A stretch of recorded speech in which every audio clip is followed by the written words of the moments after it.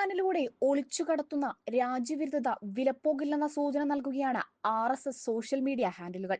Mission south ഇന്ത്യക്കാരുടെ fund വാങ്ങി രാജ്യത്ത് കലാപം സൃഷ്ടിക്കാനും രാജ്യത്തെ വിഭജിക്കാനും ഇറങ്ങിത്തിരിക്കുന്നവർ അന്വേഷണം വരുമ്പോൾ ഇരവാദം മുഴക്കി മോങ്ങരുതെന്ന് മുന്നറിയിപ്പ് നൽകുന്നു.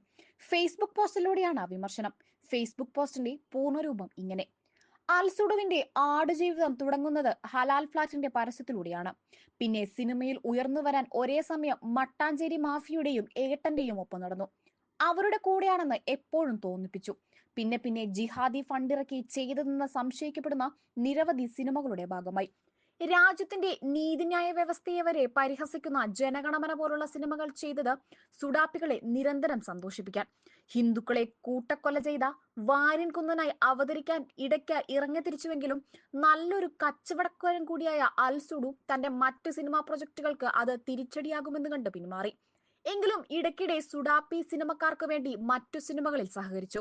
ലക്ഷദ്വീപിൽ കാവി പെയിന്റ് അടിച്ചതിന് കരഞ്ഞു. മുനമ്പത്ത് വഖഫുകാർ തെരുവിലിറങ്ങിയത് കാരണം പെയിന്റ് അടിക്കാൻ വീട് പോലും ഇല്ലാതായി പോയ പാവങ്ങളെ കണ്ടില്ലെന്ന് നടിച്ച് മൗനത്തിലൂടെ സുഡാപ്പികളെ പിന്തുണച്ചു. വാലിബൻ ഉൾപ്പെടെ ഏട്ടന്റെ സിനിമകൾ പൊട്ടിയപ്പോൾ എമ്പുരാന്റെ കഥയൊന്ന് തിരുത്തി. ഗോത്ര മറച്ചുവെച്ച് ഗുജറാത്ത് കലാപവും രാഷ്ട്രീയവും കുത്തിക്കലർത്തി.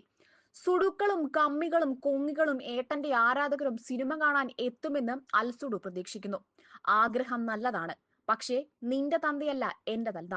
മിഷൻ സൗത്ത് ഇന്ത്യക്കാരുടെ ഫണ്ട് വാങ്ങി രാജ്യത്ത് കലാപം സൃഷ്ടിക്കാനും രാജ്യത്തെ വിഭജിക്കാനും ഇറങ്ങിത്തിരിക്കുന്നവർ അന്വേഷണം വരുമ്പോൾ ഇരവാദം മുഴക്കി മോങ്ങരുത് എന്നും ഫേസ്ബുക്ക് പോസ്റ്റിലൂടെ മുന്നറിയിപ്പ് നൽകുന്നു.